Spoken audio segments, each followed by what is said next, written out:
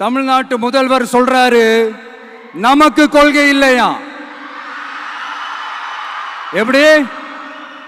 நமக்கு கொள்கை இல்லையா? பிறப்புக்கும் எல்லா உயிருக்கும்னு ஒரு அடிப்படை கோட்பாட்டை நம்ம கட்சியினுடைய ஒரு முக்கிய கோட்பாட்டை அறிவிச்ச நமக்கு கொள்கை இல்லையா?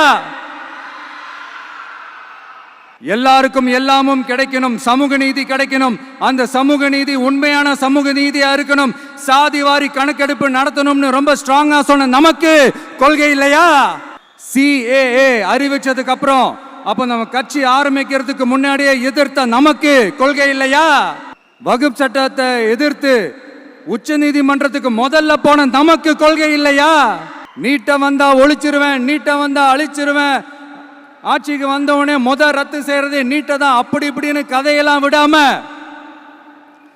கல்விய மாநில பட்டியல சேர்க்கணும்னு சொன்னதோட மட்டும் இல்லாம அதுக்கு ஒரு இடைக்கால தீர்வை சொன்ன நமக்கு கொள்கை இல்லையா?